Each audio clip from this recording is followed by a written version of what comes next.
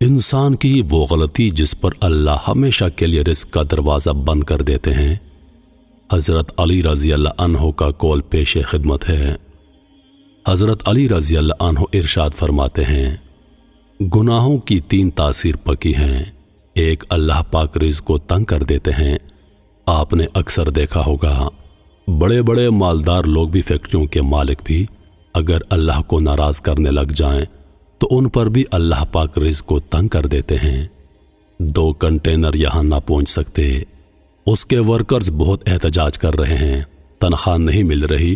Workers media پر آ کر بیانات دے رہے ہیں کہ ہمیں کافی عرصے سے ہماری تنخواہیں نہیں مل رہی، ادھر سے مال تیار ہوا نہیں، کچھ سیکنڈ مال تیار ہوا نہیں، پریشان بیٹھے ہیں کہ اب کام کیسے چلے گا۔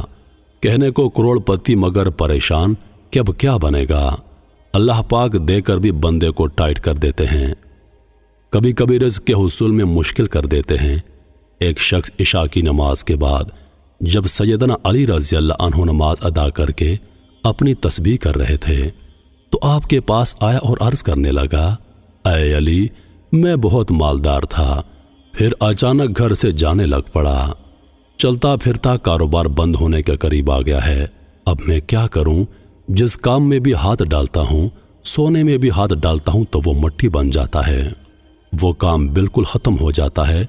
یہ شخص اپنے سارے شکوے سنا رہا تھا تو حضرت علی رضی اللہ عنہ اس کی کمزوری سمجھ گئے اور فرمایا، اے شخص، تو اپنے گناہوں کو ترک کر دے گا، ایسا کرے گا تو تیرے گھر میں رزق آنا شروع ہو جائے گا، تیرے اٹکے ہوئے کام ہونا شروع ہو جائیں گے۔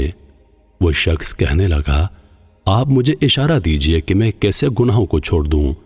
آپ رضی اللہ عنہ نے فرمایا، اپنی زندگی میں جو روزانہ کرتا ہے اور جان بوجھ کر کرتا ہے، اگر نماز تو نہیں پڑھتا اور جان بوجھ کے جب اذان ہوتی ہے مسجد کی جانب نہیں جاتا تو نماز پڑھنا شروع کر دے، اگر شراب کو منہ لگاتا ہے تو اسے چھوڑ دے، جو برائی جان بوجھ کر کرتا ہے وہ برائی چھوڑ دے، وہ گناہ چھوڑ دے، اگر کوئی جانے انجانے میں تجھ سے کوئی گناہ سرزد ہو جائے تو رات کو سونے سے پہلے اپنے گناہوں کی معافی مانگ، جو گناہ جانے انجانے میں ہوئے تو تجھے پتہ ہے، تو دلوں کے راز جانتا ہے، یا اللہ میرے گناہوں کو معاف فرما دے، انشاءاللہ یہ کام تو کر لے گا تو تیرے اٹکے ہوئے تمام کام ہونا شروع ہو جائیں گے۔